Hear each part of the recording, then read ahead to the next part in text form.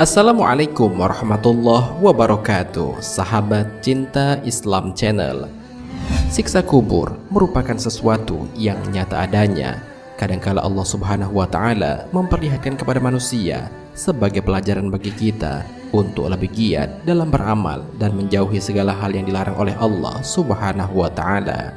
Oleh karena itu Rasulullah SAW sudah mengajarkan kepada kita untuk selalu berlindung dari azab kubur dalam setiap sholat kita.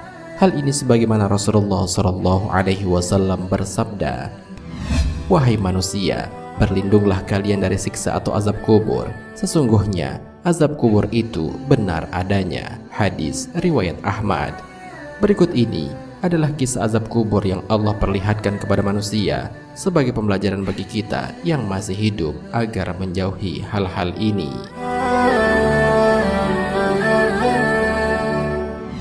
Sebelum lanjut, bagi kalian yang belum subscribe, silahkan untuk menekan tombol subscribe terlebih dahulu.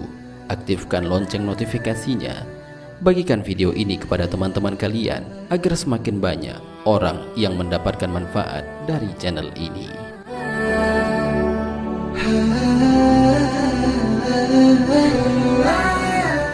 Pertama, kisah jenazah yang ditunggu ular di dalam kuburnya.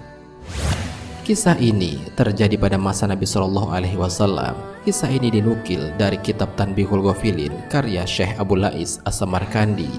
Ketika itu Abdul Hamid bin Mahmud Al-Mughuli duduk bersama Ibnu Abbas radhiyallahu anhu. Tiba-tiba datang beberapa orang dan berkata, "Kami rombongan haji dan bersama kami ini ada seorang yang ketika sampai di daerah Zati Sohifa tiba-tiba ia meninggal dunia. Maka kami siapkan segala keperluannya. Ketika kami menggali kubur untuknya, tiba-tiba ada ular sebesar lahat. Maka kami tinggalkan kubur itu. Ketika kami menggali di tempat lain, ternyata juga ada ular. Maka kami pun membiarkan kuburan itu.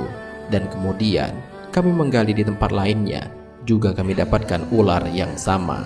Kami bertanya kepadamu, apa yang harus kami perbuat terhadap mayat itu?" Mendengarkan hal itu, Ibnu Abbas radhiyallahu anhu menjawab, "Ular itu adalah dari amal perbuatannya sendiri. Lebih baik kalian kuburkan saja. Demi Allah, andaikan kalian gali bumi ini semua, niscaya akan kalian dapati ular di dalamnya."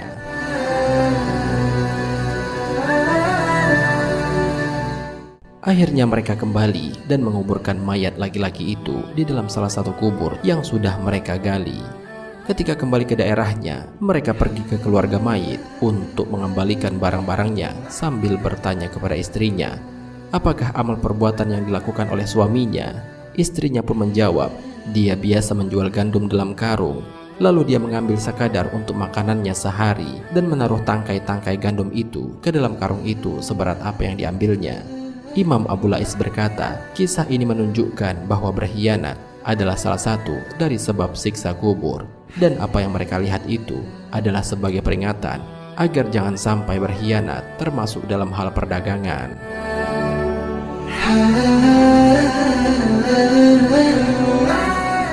Kedua, kisah jenazah yang terbakar di kuburnya. Kisah ini diceritakan oleh Imam Abu Lais As-Samarkandi dalam kitab yang sama. Dari Amr bin Dinar berkata, ada seorang penduduk Madinah mempunyai saudara perempuan yang sedang sakit di ujung kota Madinah. Akhirnya meninggal dunia. Jenazah perempuan itu pun dibawa ke kuburan untuk dikebumikan.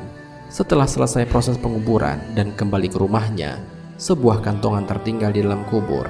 Maka saudaranya meminta bantuan orang-orang untuk menggali kubur itu. Setelah digali, kantongan itu pun ditemukan dan diambilnya. Saudara mayit itu berkata kepada orang yang membantunya itu, "Tolong aku ke tepi sebentar, karena aku ingin mengetahui bagaimana keadaan saudaraku ini." Maka dibukakanlah sedikit lahatnya. Betapa kagetnya, tiba-tiba dilihatnya kuburan itu mengeluarkan api. Ia pun segera meratakan kuburan itu dan kembali kepada ibunya dan bertanya, "Bagaimanakah kelakuan saudaraku dahulu itu?" Sang ibu berkata, "Mengapa kau menanyakan kelakuan saudaramu, padahal ia telah mati?"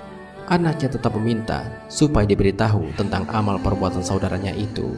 Lalu diberitahukan bahwa saudaranya itu biasanya mengakhirkan sholat dari waktunya. Juga ia lalai dalam bersuci. Selain itu, di waktu malam, Ia sering mengintai rumah-rumah tetangga untuk mendengar percakapan mereka, lalu disampaikan kepada orang lain sehingga mengadu domba atau namimah di antara mereka. Sehingga hal itulah yang menyebabkan ia disiksa di alam kuburnya.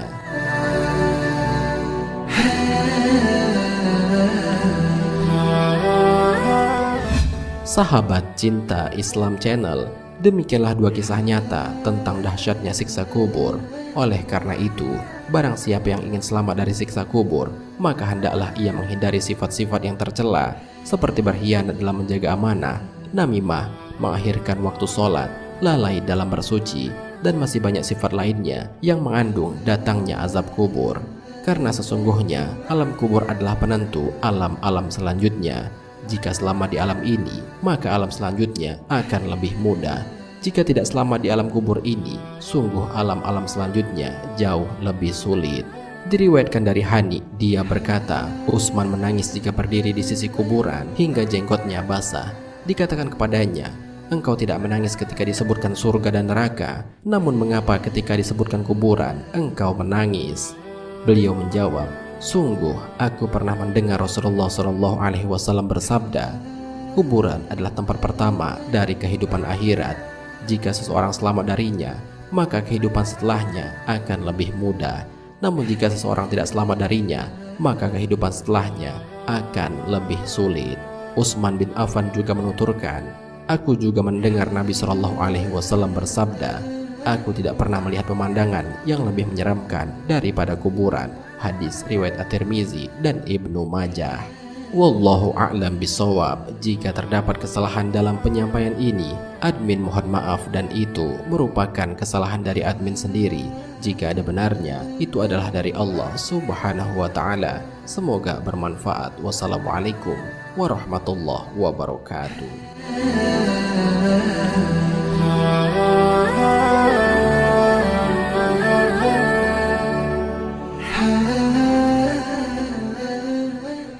شكرا يا ربي شكرا